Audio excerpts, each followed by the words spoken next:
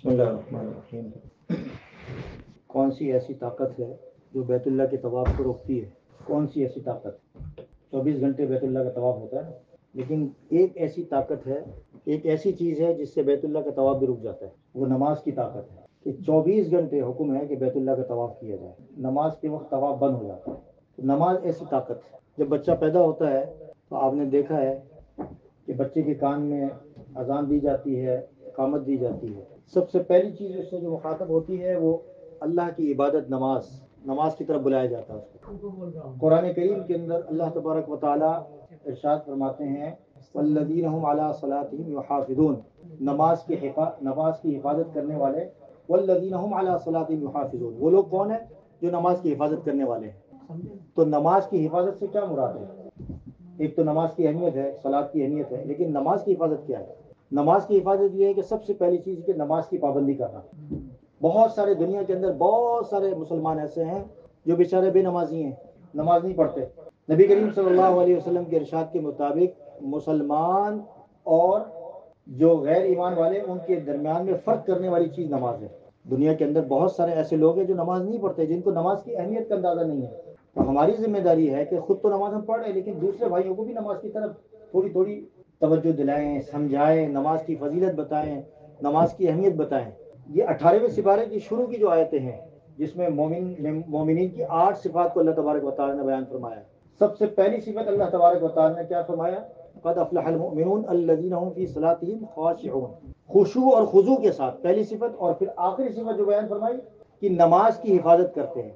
تو والذین هم علی صلاتهم یحافظون، ایک تو حفاظت کرنا، ایک تو نماز کی پابندی کرنا، اور دوسری چیز نماز کی پابندی کرنے سے مراد یہ ہے، نماز کی حفاظت کرنے سے مراد یہ ہے کہ نماز کو اس طریقے سے پڑھنا کہ جس طریقے سے نبی کریم صلی اللہ علیہ وسلم نے پڑھی ہے، نماز کو اس کے اوقات میں پڑھنا۔ اب بعض لوگ کیا کرتے ہیں، اب ذرا سنیے، توجہ کریں کہ تھوڑا سا سفر ہو گیا نا، سفر جیسے ہم کرتے ہیں، اور سفر میں کوئی مشکل تو نہیں، مقام پر پہنچنے کے بعد کی بات کر رہا ہوں، تو نمازوں کو ٹال کر پڑھتے ہیں یا نمازوں کو وقت سے پہلے پڑھتے ہیں۔ قرآن کریم میں حکم ہے کہ ان الصلاۃ کانت علی المؤمنین کتابا موقوتا، نماز کو اپنے اوقات میں پڑھو۔ تو لوگ نماز کے وقت سے پہلے پڑھے ہوتے ہیں، یا تو بعض لوگ نماز کے اوقات کے ختم ہونے کے بعد پڑھ رہے ہوتے ہیں، یعنی قضا کر رہے ہوتے ہیں۔ یہ دونوں طریقہ جو میں نے عرض کیا کہ نماز کو اوقات سے پہلے پڑھنا اور دو نمازوں کو ملانا، یہ تو منافقین کی نماز ہے۔ سوائے حج کے موقع پر نبی کریم صلی اللہ علیہ وسلم نے نمازوں کو جو پڑھا ہے تاخیر کر کے، وہ تو حج کا موقع ہے، اس کے علاوہ نمازوں کو تاخیر کرنے کا حکم نہیں ہے۔ نماز کو جلدی پڑھنے کا حکم ہے شریعت کے اندر، لیکن نماز کو تاخیر سے پڑھیں۔ نماز کو جس طریقے سے صبح صادق کے بعد سے فجر کا وقت ہے، طلوع آفتاب تک پڑھنا چاہیے، وقت کے اندر اندر نماز کو پڑھنا چاہیے۔ اور پھر اسی طریقے سے ظہر کا ٹائم جو ہے، ہمارا جو وقت ہے ظہر کا، زوال آفتاب کے بعد جو شروع ہو جاتا ہے وقت، اس کو پڑھنا چاہیے۔ اور سایہ دو مثل سایہ ختم ہونے کے بعد اس کا وقت ختم ہو جاتا ہے، اور عصر کا وقت اس کا شروع، اس کے درمیان میں نماز کا وقت ہے۔ لیکن لوگ نماز کو ٹالتے، یہ تو نبی کریم صلی اللہ علیہ وسلم نے فرمایا کہ یہ تو منافقین کی نماز ہے کہ نماز کو ٹالتا رہے، سستی کرتا رہے۔ اور والذین هم علی صلاتهم یحافظون سے مراد یہاں یہ ہے، قرآن کریم کی اس آیت سے مراد علماء نے لکھا ہوا ہے کہ نماز کو جب پڑھیں تو با جماعت پڑھیں، مسجد میں پڑھیں۔ کوئی بیمار ہو الگ بات ہے، لیکن جو بیمار نہیں ہے ان کے لیے شریعت کا حکم ہے کہ نماز کو مسجد کے اندر پڑھیں۔ اب آپ دیکھیں کہ کتنے ایسے لوگ ہیں کہ 5 وقت کی جو نماز پڑھتے ہیں وہ تو آپ دیکھتے ہیں کہ بہت کم لوگ ہوتے ہیں، لیکن جمعے کی نماز اور عید کی نماز میں لوگ آ جاتے ہیں یا رمضان میں آ جاتے ہیں۔ صرف نماز رمضان کے لیے نہیں اللہ تعالیٰ نے مقرر کی ہے، صرف اللہ تعالیٰ نے عیدین کے لیے مقرر نہیں کی ہے، جمعے کے لیے نہیں، بلکہ 5 وقت کی جو نماز ہے وہ مسجد کے اندر، جو اللہ کا گھر ہے، جیسے میں نے بتایا کہ نماز کی ایسی طاقت ہے۔ تو لوگ اس میں بھی سستی کرتے ہیں کہ نماز کو گھروں پر پڑھتے ہیں، گھر پر ادا کرتے ہیں۔ گھر پر نماز پڑھنے والیاں ہوتی ہیں، والے نہیں ہوتے۔ عورتوں کو حکم ہے کہ گھر پہ نماز پڑھو، کیونکہ ان کے امور بہت زیادہ ہوتے ہیں، کام بہت زیادہ ہوتے ہیں۔ اور ایک اور بات ذرا سن لیجیے کہ مردوں کو نماز پڑھنا ہے تو اس کے وقت کے اندر پڑھنا ہے، درمیانے وقت کے اندر پڑھنا ہے، لیکن عورتوں کے بارے میں علماء نے لکھا ہے کہ عورتیں اول وقت کے اندر پڑھ سکتی ہیں۔ پھر یہاں سن لیں، اول وقت سے کیا مراد؟ اسٹارٹنگ ٹائم کے اندر، اول وقت کے اندر جب نماز کا وقت شروع ہو جائے تو اس وقت نماز پڑھنے کیوں؟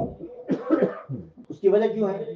چونکہ عورتوں کے ذمے بہت سارے کام ہوتے ہیں، بہت سارے امور ہوتے ہیں، گھرداری ہوتی ہے، بچوں کو پالنا ہوتا ہے، اور شوہر کی ذمہ داریاں ہوتی ہیں، اور بہت ساری ذمہ داریاں ہوتی ہیں. اس لیے اگر وہ نماز میں تاخیر کریں گی تو تاخیر ہوتے ہوتے ان کی نماز قضا ہو جائے گی.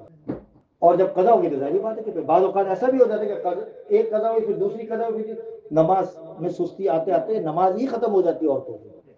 تو عورتوں کو کوشش نہیں، بلکہ عورتوں کے لیے ضروری ہے کہ عورتیں نماز کب پڑھیں؟ اول وقت کے اندر پڑھیں. اور مردوں کو چاہیے کس وقت پڑھیں؟ جب نماز کا وقت داخل ہو جائے، جب باجماعت ہو، مسجد کے اندر ہو، نماز پڑھیں. حضرت عمر فاروق رضی اللہ تعالیٰ کا نام آپ حضرات نے سنا ہوگا، بلکہ ہمارے صحابی ہیں اور دوسرے خلیفہ ہیں. کون نہیں جانتا حضرت عمر فاروق رضی اللہ تعالیٰ، خلیفہ دوم. ان کی جو حکومت، ان کی جو سلطنت تھی، کتابوں میں لکھا ہوا ہے کہ آج کل کے جو 15 جو ملک ہیں، 15 ملک کے حدود اربع، یہ جو چاروں طرف جغرافیہ ہے، اس کے پورے ایک خطہ ان کے مطلب سلطنت میں شامل تھا. 15 ملک، آج کا 15 ملک، آج کے 15 ملک کتنے بڑے بڑے ہیں نا. انہوں نے گورنر مقرر کیے ہوئے تھے. ان 15 کے 15 گورنروں کو انہوں نے خط لکھا کہ نماز کی حفاظت کرو. اگر تم نماز کی حفاظت کرو گے تو سارے دین کی حفاظت کرو گے. اگر تم نماز کو ضائع کرو گے تو ہر چیز تم سے ضائع ہوتی رہے گی. لہٰذا رمضان المبارک کا مہینہ ہے، ہمیں کوشش کرنی چاہیے کہ ہمیں ایک تو اضافی نمازیں ملی ہیں، اضافی نماز قیام اللیل ہے، تہجد ہے، پھر تراویح ہے، پھر باقی نمازیں جو فرض نمازیں ہیں وہ تو ہم پڑھتے ہی ہیں، لیکن ہمیں اور کوشش کرنی چاہیے، نوافل بھی پڑھنی چاہیے، سنتیں بھی پڑھنی چاہیے. بلکہ میں جیسے عرض کر رہا تھا، یہ بات میں بھول گیا کہ مسجد کی نماز ادا کرنے سے متعلق علماء نے لکھا ہوا ہے کہ مسجد کی نماز باجماعت نماز ادا کرنا سنت مؤکدہ ہے، یعنی واجب کا درجہ ہے. امام حنیفہ رحمۃ اللہ نے کیا سنت مؤکدہ کو. اس میں بعض ساتھی جو ہے وہ سستی کرتے ہیں، ہمارے بچے بھی سستی کرتے ہیں، عورتیں بھی سستی کرتے ہیں. تو کوشش کرنی چاہیے کہ ان سب کو ہم دعوت دیں، سمجھائیں. رمضان مبارک کا مہینہ ہے، ہم انشاءاللہ ترغیب دیں گے تو نماز کی طرف آ جائیں گے. اللہ تعالیٰ ہم سب کو نمازی بنائے، نماز کا پابند بنائے، اور نماز کو خشوع اور خضوع کے ساتھ پڑھنے کی توفیق عطا فرمائے. اور جو سنت طریقہ ہے نماز پڑھنے کا، اس طریقے سے ہمیں نماز پڑھنے کی ہمیں توفیق عطا فرمائے. نماز کا طریقہ بھی ہمیں سیکھنا چاہیے، وضو کا طریقہ بھی سیکھنا چاہیے. نماز میں جو غلطیاں خامیاں ہیں اس کو دور کرنے کی کوشش کرنی چاہیے. باقاعدہ اس کی تربیت دینی چاہیے، پوچھنا چاہیے کہ بھئی نماز کا مسنون طریقہ کیا ہے جو شریعت کے اندر ہے. مسلمانوں کے ہاں نبی کریم صلی اللہ علیہ وسلم نے کیا حکم ارشاد فرمایا ہے، اس کو علماء سے پوچھ کر انشاءاللہ نماز پڑھیں گے تو اللہ کے یہاں نماز بھی مقبول ہوگی. دعا فرمائیں.